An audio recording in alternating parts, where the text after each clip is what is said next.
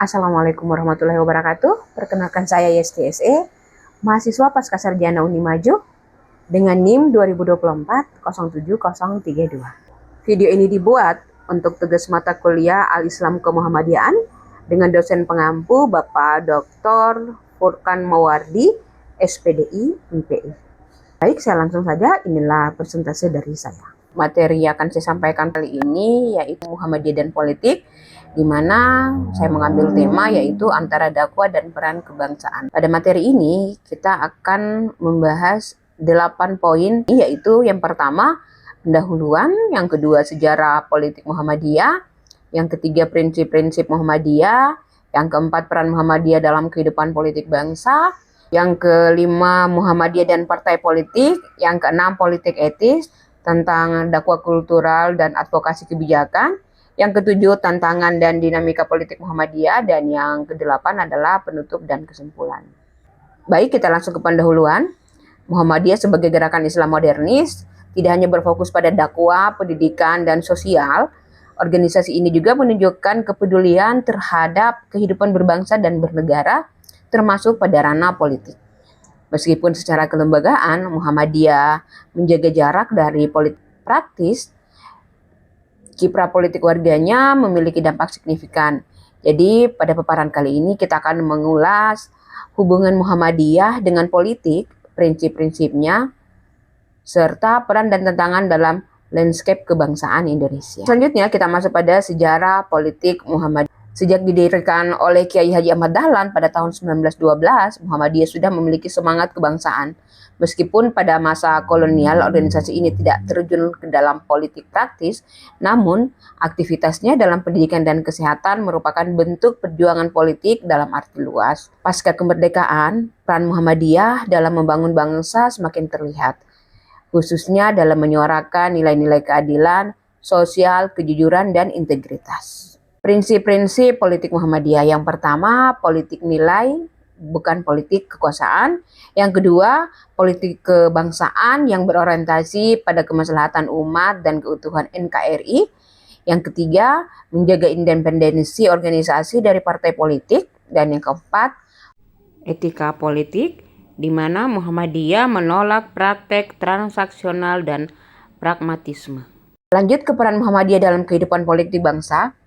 Peran Muhammadiyah dalam politik kebangsaan dapat dilihat pada yang pertama, pada pendidikan politik, di mana melalui sekolah, perguruan tinggi, dan media dakwah, Muhammadiyah mendidik umat agar kritis, rasional, dan beretika dalam berpolitik.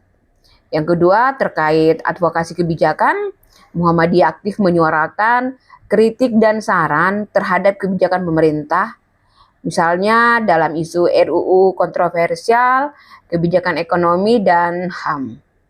Selain itu, peran Muhammadiyah juga dalam penguatan civil society, di mana Muhammadiyah memperkuat masyarakat sipil yang berperan sebagai penyeimbang kekuasaan negara. Dan yang terakhir adalah partisipasi kader, di mana banyak kader Muhammadiyah menjadi anggota DPR, menteri, kepala daerah, dan tokoh partai yang membawa nilai-nilai Islam progresif dalam politik.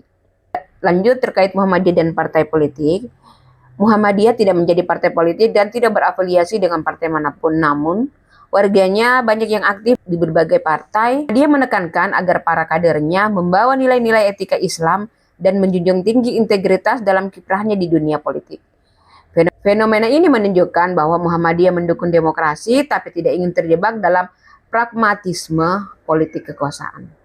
Selanjutnya terkait politik etis. Muhammadiyah menggunakan pendekatan politik etis atau politik nilai yang diwujudkan dalam dakwah kultural, konsultasi dan dialog, serta advokasi kebijakan. Untuk dakwah kultural, melalui media seni, pendidikan, dan sosial, Muhammadiyah menyampaikan pesan-pesan keislaman dan kebangsaan tanpa provokasi politik. Selanjutnya terkait konsultasi dan dialog, Muhammadiyah menjalin hubungan dengan pemerintah dan legislatif dalam bentuk diskusi kebijakan publik tanpa mencampuri wilayah kekuasaan. Dan yang terakhir terkait advokasi kebijakan, Muhammadiyah mengadvokasi kebijakan yang sesuai dengan nilai keadilan, HAM, dan pemberdayaan. Selanjutnya, tantangan dan dinamika politik Muhammadiyah. Beberapa tantangan utama yang dihadapi Muhammadiyah dalam konteks politik adalah yang pertama, netralitas lembaga. Nah, di sini Muhammadiyah menjaga agar tidak dimanfaatkan oleh elit politik tertentu, khususnya saat menjelang pemilu. Yang kedua, polarisasi politik. Dalam era media sosial, anggota Muhammadiyah bisa terpengaruh oleh polarisasi dan politik identitas yang bisa mengganggu kohesi organisasi. Selanjutnya, kader politis. Menghadapi dilema kader yang aktif dalam politik praktis dan berpotensi menciptakan konflik kepentingan. Dan yang terakhir adalah globalisasi dan politik internasional. Isu-isu seperti Palestina, HAM global, dan Islamofobia juga menuntut sikap politik Muhammadiyah yang konsisten dan strategis. Berdasarkan hasil penjelasan dari beberapa poin yang telah disampaikan, dapat ditarik kesimpulan yang pertama bahwa Muhammadiyah telah menunjukkan bahwa ormas Islam bisa memainkan peran strategis dalam kehidupan politik tanpa harus menjadi partai politik. Yang kedua, dengan menjaga jarak dari politik praktis dan tetap aktif dalam advokasi dan dakwah kebangsaan, ini memberikan teladan bagi masyarakat sipil. Dan yang terakhir, ke depan, tantangan utama adalah memastikan agar nilai-nilai Islam tetap menjadi landasan dalam berpolitik dan tidak tergelincir pada pragmatisme kekuasaan. Sekian dan terima kasih. Baik, terima kasih. Demikianlah paparan saya pada kesempatan kali ini.